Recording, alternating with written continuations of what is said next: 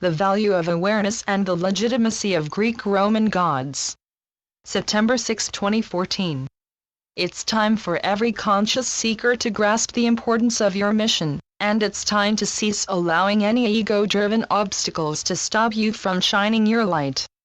You're on the earth to help others become aware of the reality of spirit and the necessity to cease the ways of living and being that have kept you from finding and acting on your greater spiritual potential. But you can't shine your light if you let the obstacles you face hinder you. You can't let anything hold you back at this stage of the game, and it's important to flow with everything you experience and know that it's all a part of the divine plan.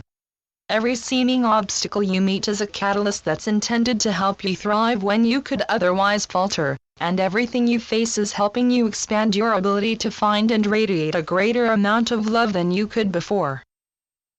The flow is constant. Everything you experience is necessary, and even when it doesn't seem like you can find the flow so many of you seek, it's constantly there and simply needs acknowledgement.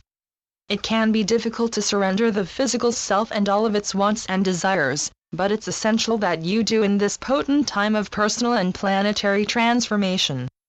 Everything about the lives you currently live is poised to change, and Gaia needs as many willing seekers as she can get to assist in this ongoing transformation. The work you'll do in the future will surprise many of you, because you'll be far more active than you currently are. The complete transformation of your planet will obviously keep you busy, and you'll find that you even embark on other, related journeys when you're able to leave your planet and see what the myriad other, evolved planets and civilizations have to offer. The Earth will host the presence of billions of advanced civilizations who've been waiting for humanity to become aware enough to do the work that's required to greet their presence, and needless to say, you'll enjoy your lives far more than most people currently do. The passion that's missing from so many people's lives will be reignited when the greatest work that needs done to heal your planet is started, and everyone will find the wholeness they seek. The void so many souls tend to fill with material things will be replaced with an unhindered desire for spirit, and everyone will willingly do the work that's required to find a greater perception. With this said, we'll happily answer the first question we've been provided. Question number 1. The common seeker's value. Why do I exist? There are billions of people on Earth. I am not needed. To the contrary. Our reader and everyone else out there who doesn't feel like they're valuable should take a look at the situation your world's currently in. Yes, there are billions of people on your evolving planet, but admittedly, this number is pretty minuscule compared to the number of souls on many other planets. Our reader should also take into account the fact that most of humanity has no idea about the existence of spirit or anything we've discussed here. In fact, to an outsider who reads our messages for the first time, it might seem like we're rambling, spouting nonsense that's difficult to understand or relate to. A veil of illusion and ignorance has been placed over the minds and hearts of most of humanity, and the fact that our reader was led to us displays that he has some kind of innate spiritual knowledge. This sets him apart from the vast majority of your society and brings his importance up, in our eyes. Of course, simply knowing about certain concepts isn't enough, you have to use your knowledge for good. You have to use the things you know to awaken others and help them find the love that every human seeks, and you have to embrace your beliefs with the understanding that they complete you. They set you apart from the rest of the unaware and uncaring humanity, and you have the potential to use them for a wealth of positive and helpful purposes that make a big impact on everyone around you. We can't express enough that everyone who's aware of spirit is very valuable to humanity's evolution. Every seeker who's become aware of and chosen to empower certain spiritual concepts is in an immensely important and valuable position to directly contribute to your planet's restoration, and we encourage our reader to realize and embrace this when his role seems unimportant. If we could, we'd visit our reader directly and let him know that he's valued. We don't necessarily say these things to make our reader feel better. They're concrete fact, from our perspective. We respect that most of the conscious public, including our reader, doesn't have the perspective on your situation we're blessed to have in the higher realms, but if he could see himself from our perspective, he'd see that he's a shining soul of light who's already affecting people around him and people he's never even met, simply by existing on your planet. If he were to step it up a notch and use his knowledge to help others even more, he'd find that his good vibration radiates even further. The seekers who are currently very active maintain a huge energetic influence, and their aura extends out further than the human mind can fathom. Replenish your light by restoring your faith in yourself. Even our reader is affecting souls in other countries who he's never met and likely won't meet for a very long time, but his depleted faith in himself depletes his light to a degree and diminishes the potential energetic assistance he could otherwise give. In order to replenish his light, we recommend he understand just how valuable he is, not only to humanity's evolution, but to the reconstruction of your new society. As we mentioned above, every soul will contribute to your planet's restoration in ways they enjoy the most, and if our reader is committed enough, he could find his passion and use it to bring your planet into the light. Every seeker is destined to contribute, and nobody will be left out of the construction of your utopian society because you're each too valued to go unutilized. Our reader's in a unique position, because he's aware of certain things that the rest of humanity won't become aware of for some time, and the amount of time depends on how much work the conscious public does to help them become aware, and we recommend he embrace his role in this unfolding ascension, because he chose it for himself. He, along with the rest of you, chose to come to the earth and offer himself to its restoration and ascension, so why not embrace your roles and, if needed, go out of your way to remind yourselves that your effort is very, very needed and appreciated. With this said, we'll move on to our next question. Question number 2. Were Greek and Roman gods real?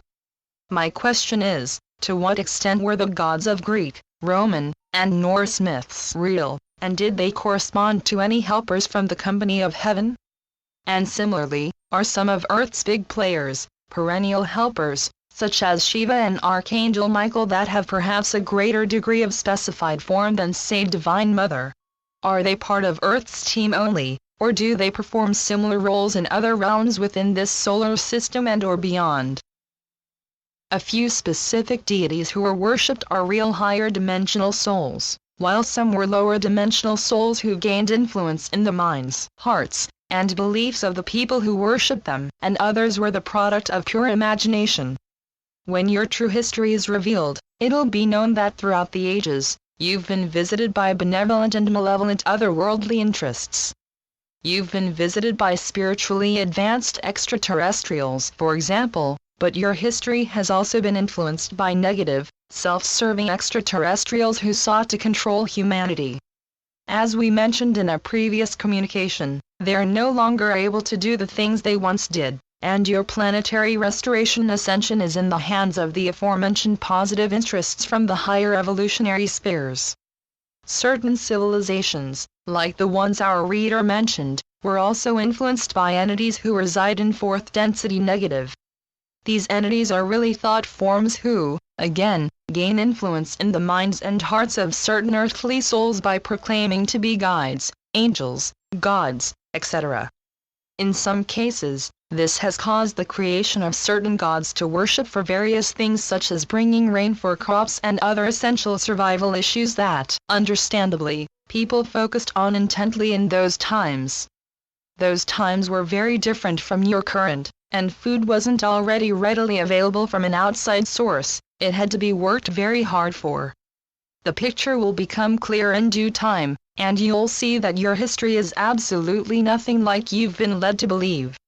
The real and positive entities who are worshipped, absolutely work with the company of heaven, and they're as much a part of our group as anyone else. They were part of this creation-wide group far before they were worshipped, and they'll continue to be for a very long amount of time. They watch and assist humanity whenever and wherever possible, and they've directly spoken with you through prophets, mediums, etc. for centuries in an effort to help you find the light. They're focused on helping you excel, whereas the negative influences are focused on bringing self-created and collectively enforced destruction, and you can connect with these higher entities and receive a wealth of loving advice and guidance. People have connected with spirits in almost every time period on your planet, and one of the revelations you'll soon learn is that spirit contact has been ongoing throughout the ages. There's sparsely been a time period when people didn't connect with spirits, both positive and negative, and what our scribe and plenty of others are doing certainly isn't new. This process has been practiced for a very long time, and it'll continue to be until your communication with us is much more direct. A wide range of planets. In regards to our reader's second question, there are a few higher dimensional souls who are focused only on helping the Earth ascend, and they see it as a project to give all of their attention to until it's complete, at which time they can focus on the ascensions of other planets. However, Michael and some of the other renowned souls assisting in your ascension are focused on far, far more planets than the Earth. They're helping a wide range of planets ascend, but the Earth is by far their greatest mission, the mission they're the most passionate about. They're very happy with how many seekers have opened up to them in your day and age, and they constantly speak with humanity, hundreds of times in a single moment, in some cases. Michael, for instance, is being channeled by over 100 different earthly scribes as we give this message, and he's happily coordinating and keeping up with each communication. He's speaking very directly and vocally through more than one medium, and he's also delivering energy through the fingers of more than one scribe who's picking up on him via automatic writing. While he does all of this, he also assists with the ascensions of various other planets and even communicates with the souls on them. This is another revelation about channeling you may be surprised to learn. It's practiced routinely on other planets. Nearly any advanced civilization will tell you that many of their people practiced channeling before they all found the light and ascended, and channeling was a big enabler of their ability to find the light. Michael, Mother Mary, etc. are communicating with various souls on Earth and various souls on plenty of other planets, and they're able to do all of this in a single moment with ease. You'll find that your abilities are this uninhibited when you reach the higher realms, and you will be surprised at the extent to which you're able to help an uncountable number of souls find a higher state of consciousness. Your abilities will be as limitless as your perception, and you'll happily communicate with every higher dimensional soul who's currently working to bring you into the light. The Company of Heaven works very actively to provide all of the support and assistance that's required for each planet to complete their ascension, and once the Earth's ascension has been kick-started, various other planets will be able to collectively ascend. Collective ascension might not be attainable for these planets until it's attained on Earth, and you'll eventually learn that you influence the ascensions of other planets in a wealth of different, needed ways. These planets await the Earth's ascension before they can experience their greatest evolutionary highs, and will encourage our reader to embrace the idea that the guides who speak with you through channels also work very hard to speak with other souls on other planets or do anything else they can to enable these planets to ascend. Ascension is our main focus, and after a banquet of planets and galaxies have ascended, universal ascension will be able to take place. Eventually, we'll all be back with Source, free of the illusion and limitation we'd willingly taken on. But until this time comes, a lot of work needs done to find the blissful love we shed in order to experience the lower vibrations. We'll make our final expressions for this communication with encouragement to embrace the transformative time you're in and the role you're playing in it. The light is undeniably descending onto your sleepy planet, and those of you who are particularly aware and receptive will notice the immense signs of spiritual change on the horizon. Keep attuning to the blissful energies and expressions you're starting to feel, and remember to keep all of your chakras balanced by embracing certain, necessary disciplines. Overeating will block up your chakras, for example, and we encourage eating light, healthy foods that support your body's development and your ability to find and remain on a higher vibration. Let your intuition guide you in every decision, and remember to consciously keep your link with Spirit open. It's time for you to shine your light in a greater and clearer way than ever before, but you have to be willing to keep your perception open and strengthen your intention to constantly embrace Spirit. Thank you to my higher self and spiritual guides. Channeled through Wes Anak. cultureofawareness.com